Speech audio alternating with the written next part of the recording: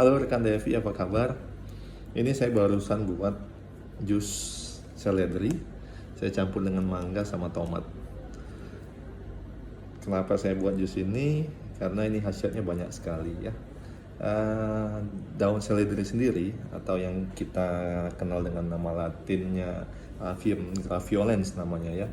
Ini ternyata banyak kandungan atau khasiatnya ya, dari vitamin mineral yang cukup banyak, vitamin A, B, C, E, kemudian ada kandungan mineral, ada asam folatnya di sana, kemudian ada magnesium, ada kalsium, ada kalium, ada klorida ya, ada juga antioksidan ya, ada asam folat di sana, kemudian ada kandungan-kandungan zat-zat yang lainnya. Manfaat yang pertama, dapat menurunkan tekanan darah tinggi ya, dengan kandungan fitokimia ya, atau phthalides namanya di dalam sarum seledri ini sendiri. Ini berfungsi sebagai vasokonstriktor atau dapat melebarkan pembuluh darah sehingga aliran darah di darah kita ini dapat baik alirannya, sehingga dapat berfungsi menurunkan tekanan darah tinggi. Kemudian fungsi yang kedua, itu dapat menurunkan kadar kolesterol yang jahat di dalam tubuh kita. Kolesterol sendiri ada kolesterol yang baik, ada kolesterol yang buruk di dalam tubuh kita. Kolesterol yang buruk ini namanya LDL, kemudian yang baik namanya HDL.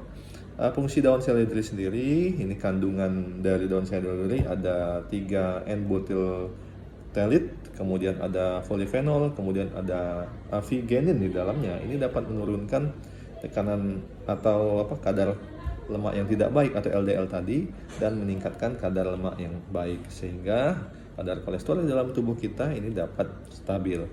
Kemudian fungsi yang ketiga, ini dapat menstabilkan gula darah juga ya, sebagai orang-orang yang mencegah atau mengobatin diabetes ini dapat juga digunakan. Ada kandungan etil asetat di dalam daun seledri ini dapat menstabilkan gula darah. Sering ini dikonsumsi daun seledri bersamaan dengan timun misalnya.